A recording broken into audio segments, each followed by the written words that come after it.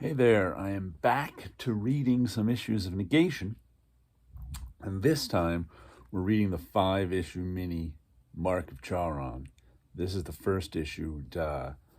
Comes here, what is this, video number 4 of Negation, so it comes in this place, and it's by Tony Bedard, Joe Bennett, Jonathan Glapion, and Dave McCaig.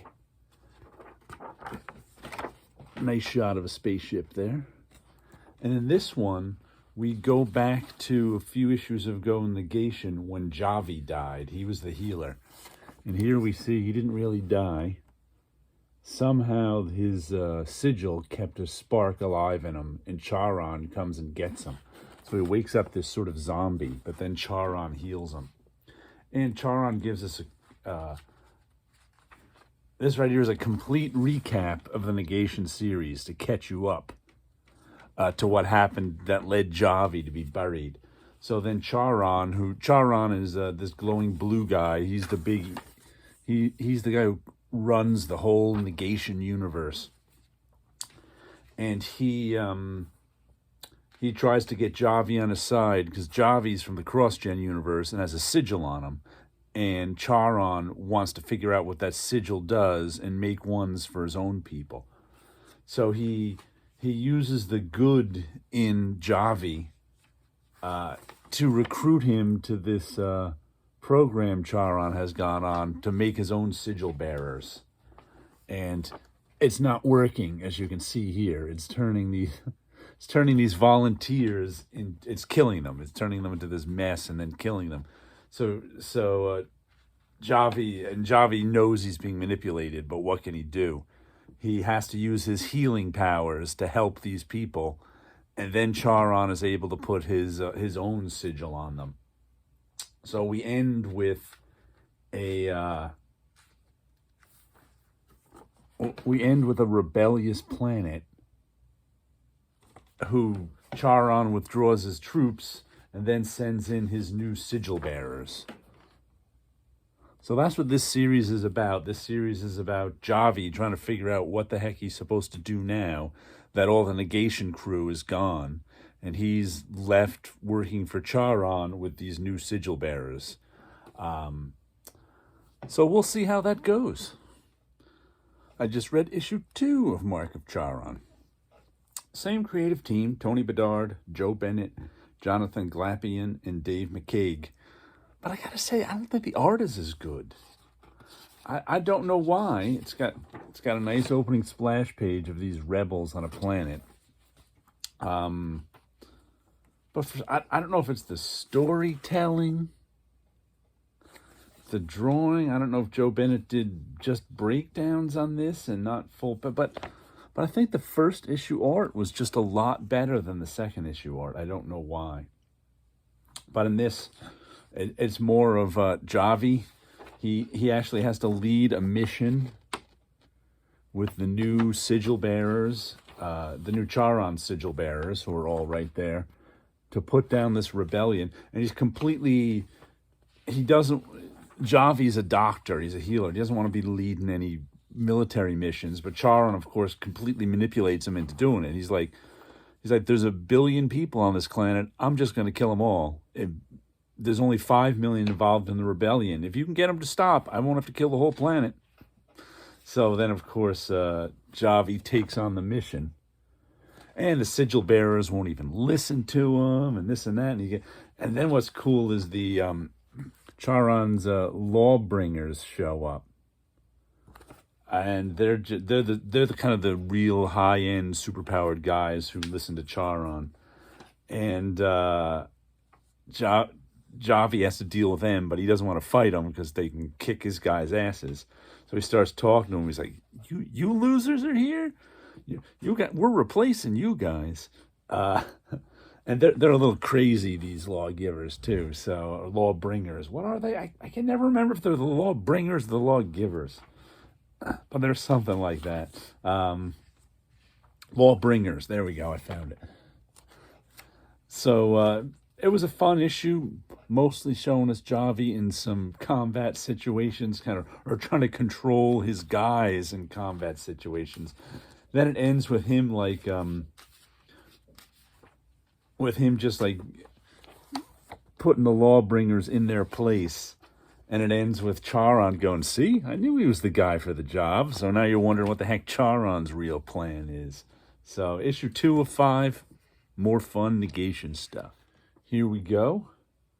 We get Mark of Charon, 3 of 5, with our team of Tony Bedard, Joe Bennett, Jonathan Glapian, and Dave McCaig. There they are down there. And in this issue, we get a look at Charon's in the Lawbringer's pasts, where, nice splash page there, as he's one of the Lawbringers has got Javi in his hands.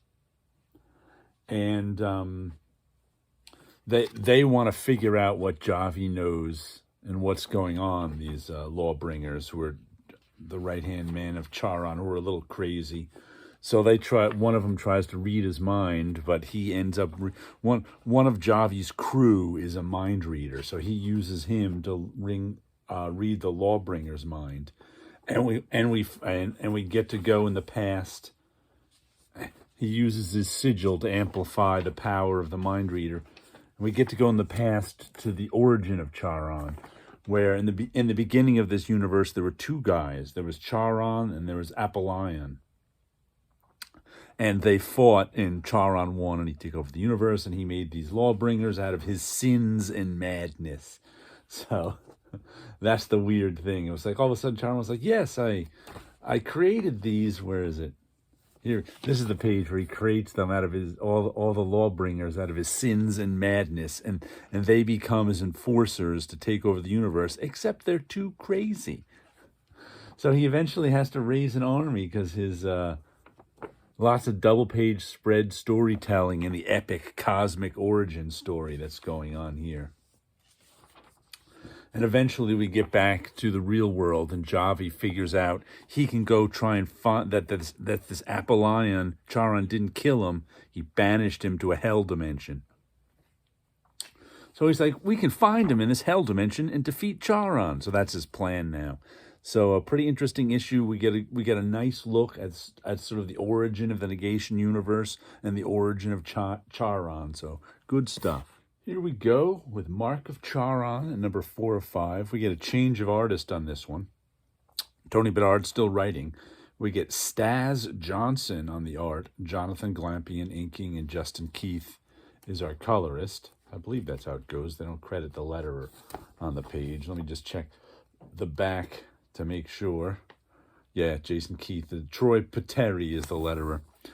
But and this one's pretty interesting because we finally get the real backstory on Charon, and we get to meet Apollyon, who was in the beginning was nearly as powerful as Charon in this Negation universe, and they're all mad at Javi, all of the Charon sigil bearers.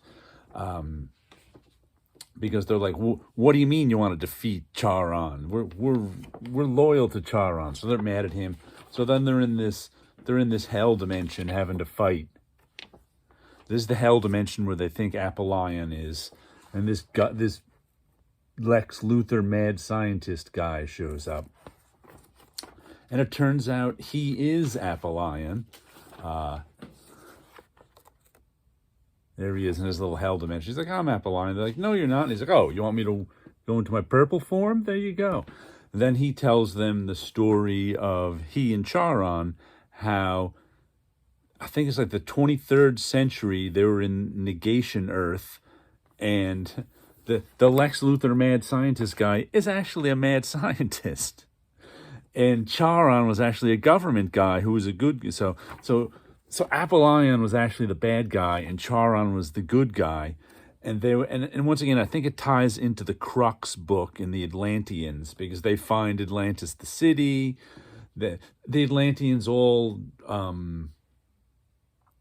supposedly went on to this higher dimension. So he and Charon were trying to figure out how to get to this higher dimension, and the mad scientist Apollyon betrays him and brings all of the Earth over. Everybody on Earth he brings over to this dimension where they were trying to transcend. So he's trying to get everybody to transcend and him be the leader. But it turns out they all just went into negation space. And the closer you were to the little device, the more powerful you were in negation dimension. So Charon had a little bit more power than him. And if you remember from the negation story, when I said there was a whole bunch of Earthlings who had superpowers in like issue 10, who were fighting the one general, it turns out they were all the people who came over. There's all the people in the back who came over with, who were just living their lives, and all of a sudden we're in negation space. They were driven mad too. So then we end the story with Apollyon telling Javi that, Charon set this all up. He set this all up so you can figure out what my plan is. And Javi was like, no, I did this on my own. He's like, no, you didn't. No, you didn't. Charon set this all up. And he was like, but here, I'll give you a choice. If you want to mess with Charon, here's this little thing. So we'll see in issue 5 how that little thing messes with Charon. Now we get the end of the story. Mark of Charon, number 5 at 5. And we've got an additional penciler. Tony Bedard and Sal Valuto Staz Johnson on pencils. Jonathan Glapian and Jason Keith.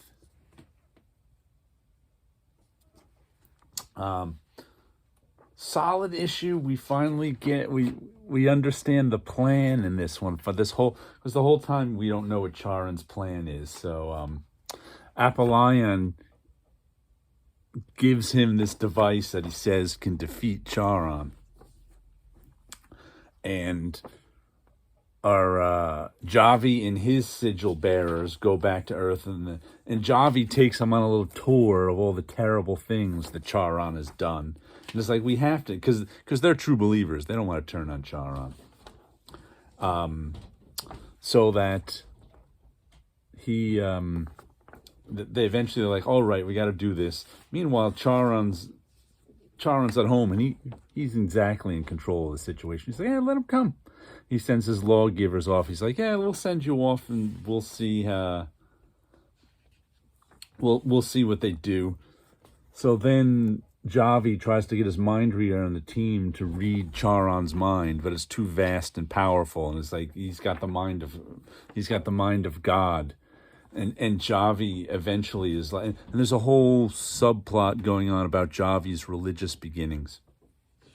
Back on his home planet Earth, and it ends up Charon talks him out of trying to kill him, which turns out which is what he was trying to do all the time. And Apollyon's device was just a recording device that said, "Ha ha! Look, I turned these guys against you." But Charon was like, "That's okay. I turned them back against me." So now, so the whole thing was a plot by Charon to see if he could turn this guy from the cross-gen universe back, if he could get him on his side. That way he knows if he invades the cross-gen universe, he can eventually take over and the people will listen to him. So that was the whole point of the Mark of Charon series, is Charon testing Javi to see if the people of the cross-gen universe will eventually listen to him when he conquers them. So it was a fun series. 5-issue little break from the main negation story. Not as, like I said, the main negation story is very action oriented and very much a big chase scene. And this one was a little different, so it was fun stuff.